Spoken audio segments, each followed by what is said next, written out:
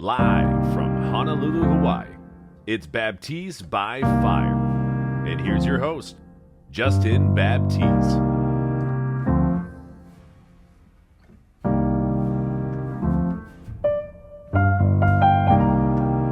Welcome back to another episode of Baptiz by Fire, Conversations with Justin, where we dive into the stories, struggles, and triumphs of our incredible guests. And I'm your host, Justin Baptiz. After averaging 11.2 points per game, 2.1 in rebounds, 1.4 in assists, 1.5 in steals, shooting 33.4 from the field, 29.1 in three-pointers, and 78.5 in free throw shooting, Jazmine Spencer has decided to commit to the University of Norfolk State. And I definitely got to ask you, what has led you to committing to the University of Norfolk State? And what are you looking forward to at that school? I would say mostly the environment. You don't necessarily see a lot of black people want to see each other win. So I kind of got that feel from that school. That's one of the main things was the environment and how everybody want to see each other succeed and not fail. I plan on, bringing another championship back, get the chance to go to the NCAA tournament, and just strive as a Black woman in athletics. Now, in your career, how many times have you been to the NCAA tournament? 0, none. This will be my first one. And as far as attending the University of Norfolk State, since that's the school that you're committed to, when we talk about your personal needs, your academic needs, and your athletic needs, do you feel like this school has given you that? Definitely. Honestly, I wouldn't have committed because it's pretty far from home. I'm not going, but they are helping me. Like right now, they're helping me academically, personally. Coaches call me almost every week, make sure I'm okay, make sure I don't need nothing. So yeah, everything is being met. I moved like 16 hours away from home. Now, we were talking earlier, Norfolk State was the only offer that you had when you were in the NCAA transfer portal.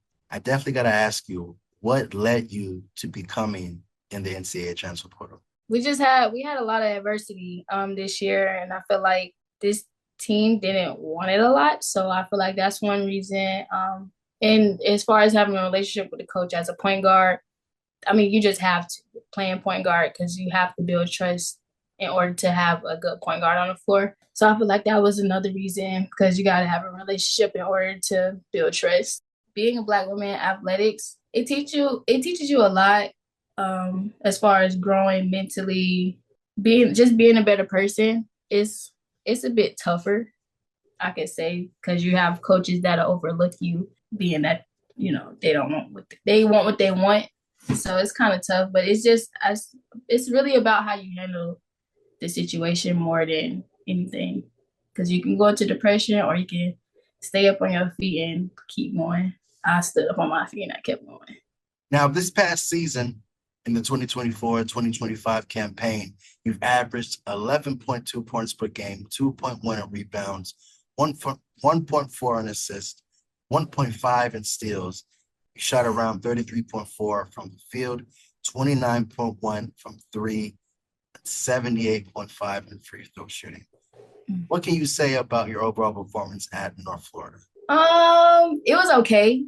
I could say it wasn't my best, but this year was more of falling back in love with the game, seeing if I still loved it, how I loved it, and playing JUCO. Just getting through it just to see. I feel like the group of women that I was around kind of helped me fall back in love with it, because they were, even though we wasn't winning, we were still like close knit. Now, if you can compare and contrast now in the 2023-2024 campaign at Jacksonville State, you had a higher three-point percentage rating at 31.1, and your free throw shooting was at 87.5. What would you say led to that success? If you want to be honest, I didn't really play. So like my numbers look kind of good because I didn't really get the opportunity to play how I needed to or wanted to at that school.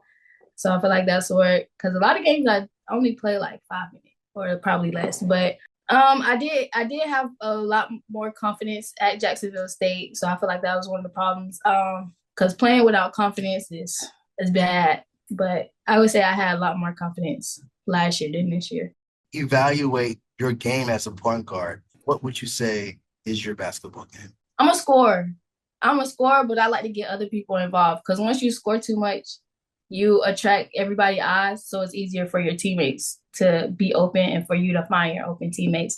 So I would say I'm a scorer that like to pass. Earlier, we were talking about your commitment to Norfolk State being the only school that you visited and officially signed with their university. But given the evolution nature of college athletics, did you have any concerns about the transfer portal process at that time? And how will you plan to adapt and not only just prove yourself in a new environment? I kind of expected it. I don't know, honestly. But I choose to adapt by just working harder than usual, making sure my mental okay, because being an athlete, you got to make sure that your mental health is priority. Just being in shape, that's really it. That's the main focus.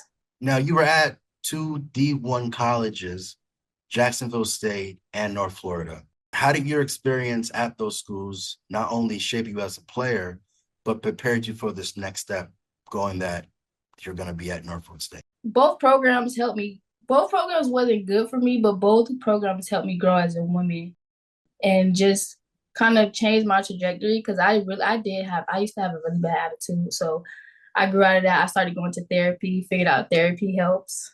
Nothing has to be wrong with you to go to therapy. Yeah, I feel like both programs helped me grow and become the person that I am now. Who or what inspired you to pursue basketball at such a high level? Nobody really inspired me. I kind of taught myself how to play basketball. So after I did that and I played in my first rec league, that's when I knew I was like, okay, I love this. I like doing this. So I taught myself how to dribble. I taught myself how to shoot. I taught myself basically like the basics of basketball until I got to maybe middle school is when I got a little bit more knowledge on it. But nobody really inspired me. Like my parents tell me they're proud of me, but I kind of inspired myself to get out of Florida and be able to go to school without paying for it. So there's no like specific athlete that you followed in your career or somebody that you kind of role modeled your game after? No, I'm gonna be honest, no. You've been playing basketball for quite some time. I definitely got to ask you, what keeps your basketball passion alive? I would say growing up, I didn't come from much, so basketball is like my getaway. So using basketball to get out my hometown, using basketball to not think about what's going on at home. Basketball is my escape. So that's kind of my passion. And then also my best friend that died, I told him I'm gonna make it far before he died because he died when we were kids.